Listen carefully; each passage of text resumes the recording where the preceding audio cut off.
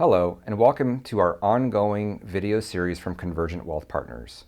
First off, I hope you are all healthy and safe as we work through another week of figuring out what is to come with the virus and the markets. This week's video is going to be focused on what we saw in March, what we see in the data this week, and what we see in the coming days and weeks ahead. As for March, the biggest headline was obviously the coronavirus and the impact that it had on our personal lives as well as on the markets. In the chart that you're seeing right now, you see that as we learned more and more information on the virus itself, the impact that it had on the markets. And this was due to the level of uncertainty on both the short-term and long-term impacts this would have on both our health and on the economy, and the markets reacted severely. The second major headline in March was the oil price wars that broke out between Saudi Arabia and Russia, which brought oil prices down to near $20 per barrel. And while low oil prices might be nice for consumers, it makes it a challenge for oil producers to pay their ongoing debt obligations unless oil gets back to near $40 a barrel in the very near term. Now, we have seen a recent jump in oil prices, but it's not nearly to sustainable levels at this time.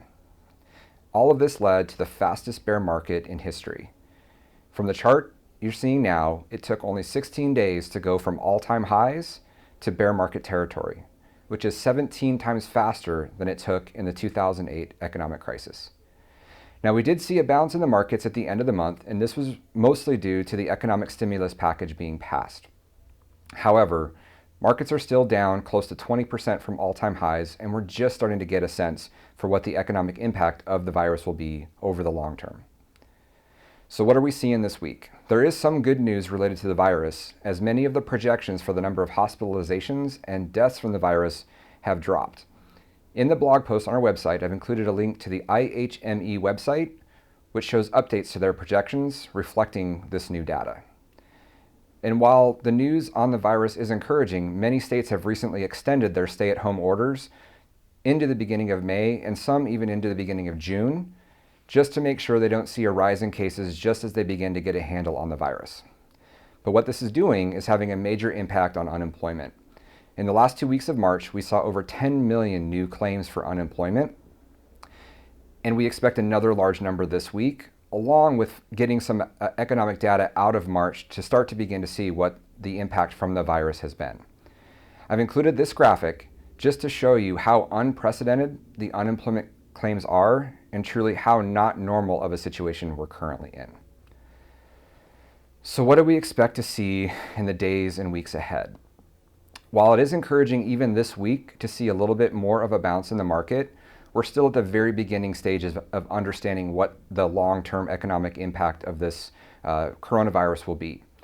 And so what we expect to see is a lot of new data coming out, whether it's corporate earnings or whether it's additional just economic data on what's happening in our economy. So we expect continued volatility ahead. So until we have certainty on our ability for our economy to get back up and fully running again without the risk of the virus returning and leading to another shutdown, our recommendation is to remain cautious at this time until we collect more information and have a better sense for where things are going. So I hope this video and blog information has been valuable to you. If there's anybody else that you think would find value in getting this information, please feel free to share. And as always, if you have any questions, please feel free to reach out. Our entire Convergent team is still working full-time and available to you. Talk to you soon.